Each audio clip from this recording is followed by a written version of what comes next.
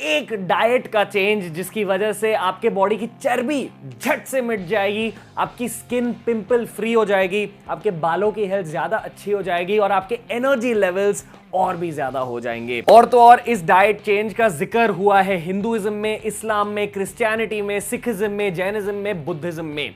इस diet change का नाम है इंटरमिटेंट फास्टिंग या fasting lifestyle based diet. Yoga, Ayurveda और बहुत सारे वर्ल्ड वाइड एंशिएंट टेक्स्ट में इंटरमिटेंट फास्टिंग का जिक्र किया गया है। क्यों?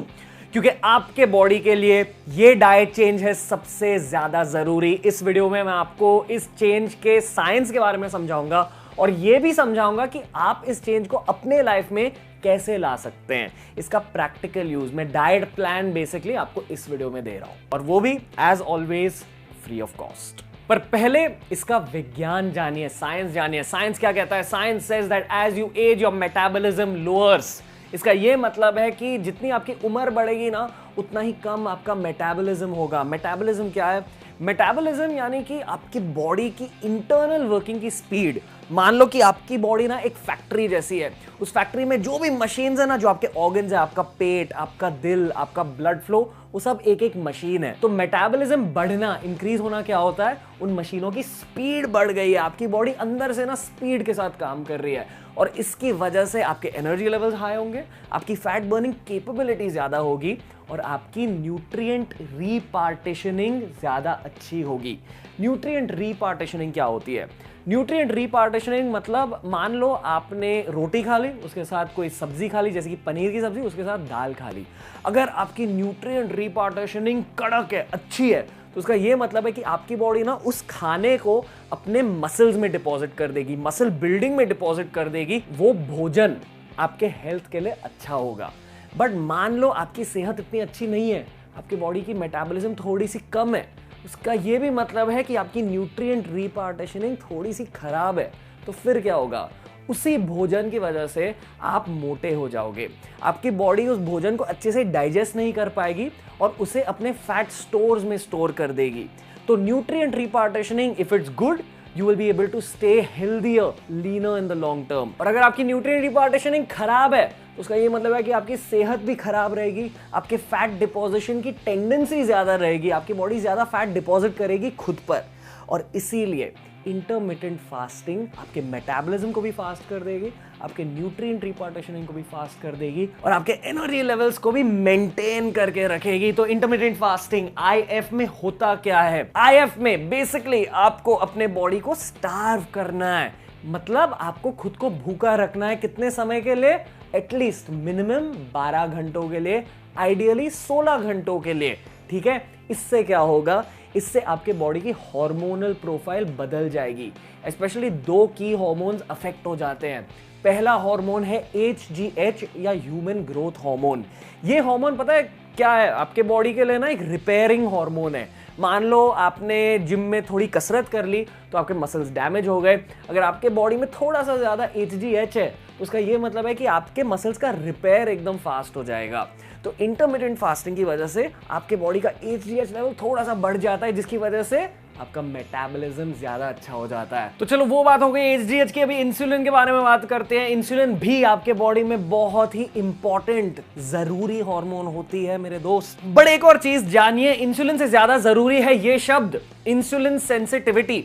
और हर इंसान के लिए ना इंसुलिन सेंसिटिविटी अलग होती है।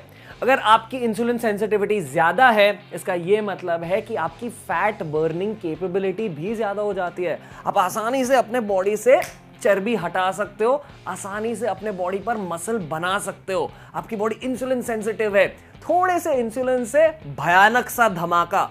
अगर आपकी इंसुलिन सेंसिटिविटी कम है, इसका यह मतलब है कि आपके बॉडी में वही धमाका लाने के लिए आपको ज्यादा इंसुलिन भी लगेगा, आपके बॉडी को ज्यादा काम करना पड़ेगा। बेसिकली आपके बॉडी को ज्यादा टाइम लगेगा फैट बर्निंग में। तो आपको चाहिए ज्यादा इंसुलिन सेंसिटिविटी, थोड़े इंसुलिन में बहुत ज्यादा काम। तो HGH भी बढ़ाना है, इंसुलिन सेंसिटिविटी भी बढ़ानी है। उसके साथ साथ अगर आपका एड्रेनलिन और नॉर एड्रेनलिन भी ज्यादा हो गया ना, इसका ये मतलब है कि डेली आपके एनर्जी लेवल्स जबरदस्त होंगे। पता है चाय कॉफी पीने के बाद आपको वो एनर्जी फील होती है ना, वो आप नेचुरली भी अपने बॉडी में ला सकते हो। कैसे लाओगे? एड्रेनलिन और नॉर एड्रेनलिन के लेवल्स ज्यादा करके। और इन तीनों चेंजेस को आप अपनी बॉडी में कैसे लाओगे? इंटरमिटेंट फास्टिंग करके। इंटरमिटेंट फास्टिंग क्या होता है? मिनिमम 12 आवर्स के लिए फास्ट करो, मैक्सिमम 16 आवर्स के लिए फास्ट करो। आपके बॉडी को लगता है कि यार ये क्या, मुझे खाना नहीं मिल रहा है, चलो अभी मैं थोड़े HDL के लेवल बढ़ा देता हूं, अभी मैं इंसुलिन सेंसिटिविटी बढ़ा देता हूं, अभी मैं एड्रेनलिन और नॉर एड्रेनलिन बढ़ा देता हूं। ये आपके बॉडी के लिए एक हीलिंग मैकेनिज्म होता है, आपके बॉडी का रिपेयर हो जाता है इंटरमिटेंट फास्टिंग के स्टारवेशन पीरियड के दौरान। जब आप खाना नहीं खा रहे हो ना, तभी ही आपके बॉडी का रिपेयर आसानी से हो जाता है। और ये होता है IF का जादू। इतनी छोटी सी चेंज आपके सेहत को कर सकती है उल्टी सुल्टी in a good way. Remember that. Ramzan में क्यों कहते हैं कि यार आपकी बॉडी हेल्दी हो जाएगी फास्टिंग पीरियड के दौरान? इसकी वजह से। ये है रमजान फास्टिंग का साइंस, और ये है आयुर्वेद फास्टिंग का साइंस भी। आयुर्वेद में भी कहते हैं कि यार आपको ना सिर्फ 12 घंटों के लिए खाना चाहिए, जब सूरज निकला हुआ होता है तभी ही खाना चाहिए, and for the rest of the time जब अंधेरा होता है आपको बेसिकली अपने बॉडी को स्टार्व करना होता है। That is the same logic. आपने तो सुना ही होगा, बहुत सारे भारतीय माताएं कहती रहती है कि यार ब्रेकफास्ट खाओ, नाश्ता खा के निकलो, बट एक्चुअली वो बहुत सारे सीरियल कंपनीज और शुगर कंपनीज की एक चाल है। क्यों? आपको फंसाने के लिए, ताकि आप अनहेल्दी ब्रेकफास्ट फूड ऑप्शंस खरीदते रहे जो एक्चुअली आपके सेहत के लिए अच्छी नहीं है। देखो दोस्तों, मैं ये भी मानता हूं कि बहुत सारे लोगों को ना ब्रेकफास्ट की हैबिट होती है, बट नेचुरली देखा जाए ना तो ज्यादातर इंसानों को सुबह इतनी ज्यादा भूख नहीं लगती, नेचुरली स्पीकिंग। पर अगर आपको ब्रेकफास्ट की आदत है, नो प्रॉब्लम, फिर आपको पता है क्या करना चाहिए? 7 बजे या 8 बजे अपना पहला मील खाना चाहिए, और फिर 6 बजे या 7 बजे अपना लास्ट मील खाना चाहिए। पर आपको यह भी जानना चाहिए कि इस डाइट के एडवांटेजेस भी होते हैं, डिसएडवांटेजेस भी होते हैं, और तो और आपको यह भी जानना चाहिए कि आप कैसे कर सकते हो इस डाइट को, आप प्रैक्टिकली कैसे कर सकते हो। तो चलो पहले मैं एडवांटेजेस के बारे में तो बात करूंगा ही। बेसिकली जो कि मैंने कहा, आपके बॉडी की फैट बर्निंग ज़्यादा हो जाएगी, न्यूट्रिशन रिपार्टीशनिंग अच्छी हो जाएगी, आपके बॉडी की स्किन हेयर की क्वालिटी अच्छी हो जाएगी, रिपेयर अच्छा हो जाएगा। मान लो आप जिम जाते हो ना, आपकी मसल रिकवरी ज़्यादा फास्ट हो जाएगी, आपका फैट परसेंट थोड़ा सा कम हो जाएगा, आपके एब्स थोड़ी आसानी से निकल आएंगे। मेरी ट्रांसफॉर्मेशन देख लो, लास्ट टाइम जब मैंने IF किया था, ये थी मेरी ट्रांसफॉर्मेशन IF की वजह से। एंड ऑल्सो वेरी इंपॉर्टेंटली आपको यह भी जानना चाहिए कि डिसएडवांटेजेस भी होते हैं इस डाइट के, पर छोटे डिसएडवांटेजेस होते हैं। क्या है डिसएडवांटेजेस? पहला डिसएडवांटेज है कि पहले हफ्ते में ना आपको थोड़ी सी मुश्किल होगी इस डाइट करने के दौरान। क्यों? कि पूरी की पूरी लाइफ आपने IF को फॉलो नहीं किया है, आपने नॉर्मल डाइट को फॉलो किया है, तो your body is not going through the correct form of dieting my friend. पहले हफ्ते में ना आपको थोड़ी सी मुश्किल जरूर होने वाली है। जब आप 16 घंटों तक कुछ नहीं खाओगे ना, आपको वो एंड के 2-3 घंटों में बहुत मुश्किल होगी, आपको वीकनेस फील होगी, आपका पेट ऐसा गुर्र गुर्र करता रहेगा, और बेसिकली आपके एनर्जी लेवल्स लो होंगे। बट एक हफ्ते के बाद ना, एक हफ्ते के बाद आप इस डाइट के एडिक्ट बन जाओगे, आप इसी लाइफस्टाइल को पूरी लाइफ के लिए फॉलो करने लगोगे। ये होता है एक डिसएडवांटेज कि पहले थोड़ा सा मुश्किल है, बट एक बार आपने उस मुश्किल को हटा दिया, फिर आपकी लाइफ चेंज हो जाएगी। और दूसरा छोटा डिसएडवांटेज है कि यार कभी कभी ना इस डाइट की वजह से आपके सोशल लाइफ में इंपैक्ट पड़ सकता है। कैसे? मान लो कि आप अपना डाइट स्टार्ट कर रहे हो 2 बजे, ठीक है, तो आप मैक्सिमम अपना डाइट कब तक लेके जा सकते हो? 10 बजे तक। क्यों? 16 घंटे तो फास्ट कर रहे हो आप, बाकी बचे 8 घंटे, 2 o'clock to 10 o'clock। मान लो आप बाहर डिनर के लिए गए, गर्लफ्रेंड बॉयफ्रेंड के साथ गए खाने के लिए, तो आप गए कब? 10:30 बजे, तब आपका एक्चुअली फास्टिंग पीरियड स्टार्ट हो चुका है। तो फिर आप क्या करोगे? फिर आपको उस सिचुएशन में अपने फास्टिंग रूल्स को थोड़ा सा तोड़ना पड़ेगा।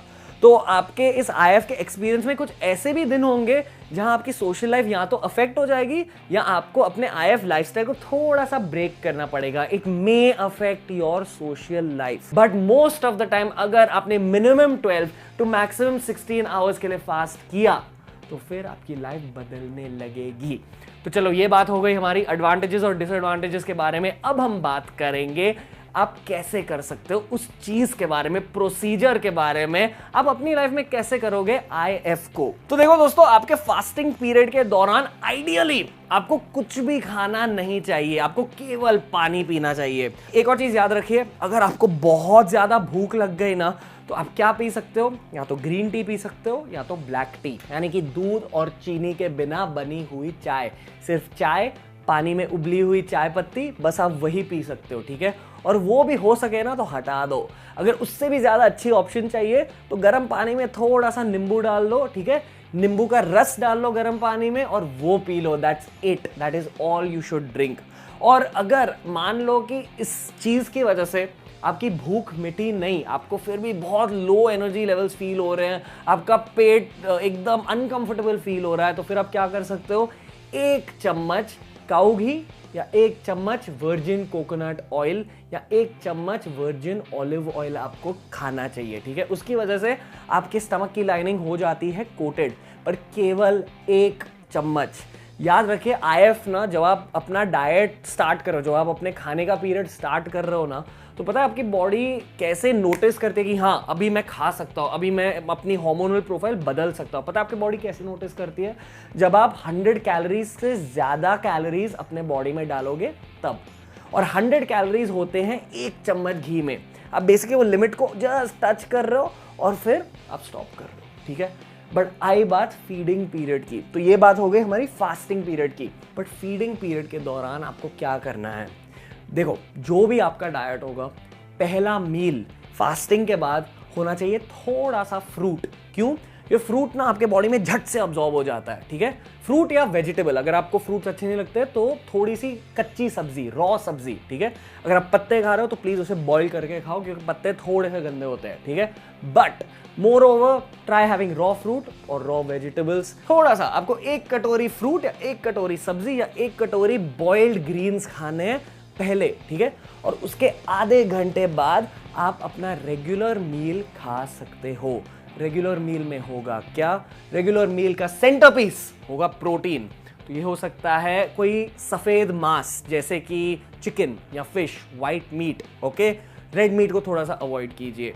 और इसके साथ आप ले सकते हैं कॉम्प्लेक्स कार्ब्स को, जैसे कि होल व्हीट रोटी या ब्राउन राइस। और वेजिटेरियंस की बात आई तो you can go for paneer, you can go for boiled sprouts और you can go for tofu, अगर आप एक एकदम फैंसी साउथ दिल्ली वाले बंदे या बंदी हो तो फिर, ओके। बट उसके साथ साथ आपको क्या खाना है, आपको खाने हैं कॉम्प्लेक्स कार्ब्स। कॉम्प्लेक्स कार्ब्स क्या होते हैं, होल व्हीट रोटी या ब्राउन राइस, ठीक है, या स्वीट पटेटो, रतालू, आप ये खा सकते हो। उसके साथ साथ आप खा सकते हो और भी ज्यादा वेजिटेबल्स, या पहले थोड़ी सी साथ में आप दही ले सकते हो केवल इस मील में, ठीक है।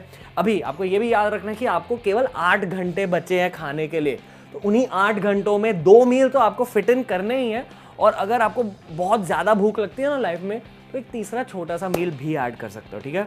तो ये हो गया हमारा पहला मील, ठीक है। पहले मील के बाद उस दूसरे वाले छोटे मील के बारे में बात करते हैं। यहाँ आपको थोड़ा सा कम हेल्दी नाश्ता खाना चाहिए, तो आप क्या खाएंगे, या तो प्रोटीन शेक पी लो, वे प्रोटीन अच्छे क्वालिटी का या प्लांट प्रोटीन अच्छे क्वालिटी का। उसके साथ साथ आप ले सकते हो थोड़े से नट्स, नट्स को पानी में सोक कर दो, खा लो, ठीक है। That's it. Ideally carbs avoid करो। इस नाश्ते के टाइम के दौरान ना अराउंड 4 बजे और 7 बजे के बीच में लोग बहुत सारा कचरा खाते हैं यार, फरसान खा लेते हैं, स्वीट्स डिजर्ट खा लेते हैं, बिस्किट खा लेते हैं। उस अनहेल्दी टाइम को हेल्दी बनाने के लिए नट्स खाओ या थोड़े से एग वाइट्स खाओ, 2-3 एग वाइट खा लो यार, इट्स वेरी हेल्दी ऑप्शन। उसके साथ साथ इस टाइम को अगर आपको चाय या कॉफी लेनी है तो चाय या कॉफी ले लो, थोड़ी सी चीनी उसमें डाल दो अगर चाहिए तो, if you can it is best to avoid, थोड़ा सा दूध डाल दो, दैट्स नॉट हार्मफुल। और डिनर टाइम बिल्कुल आपके लंच की तरह होगा, आपका सेंटरपीस प्रोटीन होगा, उसके साथ साथ वेजिटेबल यानी कि सब्जी होगी। पर एक और चीज याद रखिए, अगर आपको वेट घटाना है तो इस मील में अवॉइड कार्बोहाइड्रेट, ठीक है। रोटी और राइस हटा दो इस मील से, आपको केवल रखना चाहिए क्या, आपको वेजिटेबल्स और प्रोटीन पर फोकस करना चाहिए। और अगर ज्यादा भूख लग गई तो वेजिटेबल्स, सब्जी ज्यादा खाने लगो, घर पे जो भी सब्जी बनी है ना वो ज्यादा खाओ यार। और एक और चीज, इस रात के टाइम ना आलू की सब्जी को अवॉइड करो, अरबी को अवॉइड करो, जो भी सब्जी स्टार्ची होती है ना, जिसमें वो बेसिकली कार्बोहाइड्रेट ज्यादा होते हैं, उसे अवॉइड करो। तो ये था हमारा बेसिक डाइट प्लान। और जब मैं किसी को डाइट प्लान देता हूं ना, मैं हमेशा उसके साथ साथ मजे की बातें भी करता हूं। मजे की बात क्या है? चीट मील, यानी कि बाहर का खाना। देखो मोस्टली आपको घर का खाना ही खाना चाहिए अगर आपको लॉन्ग टर्म में हेल्दी रहना है तो, बट मजे भी करने चाहिए यार लाइफ में। तो अगर आपको मजे करने हैं, आप कब करोगे? एक संडे को कर लो और एक ट्यूसडे, वेडनेसडे या थर्सडे को कर लो, ठीक है। और आप कैसे करोगे? देखो पहला मील आपको छोटा सा वो फ्रूट्स या सब्जी की वो कटोरी होनी चाहिए। उसके आधे घंटे बाद आप खा सकते हो आपके मनपसंद रेस्टोरेंट का खाना या आपका मनपसंद थोड़ा सा डिजर्ट अपने मील के साथ साथ। वो हो गया एक चीट मील। आपके पूरे हफ्ते में केवल 2 या मैक्सिमम 3 चीट मील होने चाहिए अगर हेल्थ आपका टारगेट है तो दोस्तों that was the basic guideline about cheat meal. उस चीट मील डे के लिए ना आपको एक और चीज याद रखनी चाहिए कि आपका डिनर हेल्दी होना ही चाहिए। केवल लंच थोड़ा अनहेल्दी हो तो नो प्रॉब्लम। और कभी कभी ये भी याद रखिए कि आपकी सोशल लाइफ की वजह से आपको डिनर अनहेल्दी खाना होगा, यानी कि आपकी गर्लफ्रेंड, बॉयफ्रेंड या दोस्त ना उनको बाहर डिनर के लिए जाना है तो ठीक है, count that as your cheat meal. तो उस दिन का लंच ना हेल्दी रखो और उस दिन के लंच में कार्ब्स मत खाओ, केवल सब्जी खाओ और प्रोटीन खाओ, ठीक है। बेसिक गाइडलाइंस हो गई ना बात। 1 महीने के लिए इस डाइट को फॉलो कीजिए।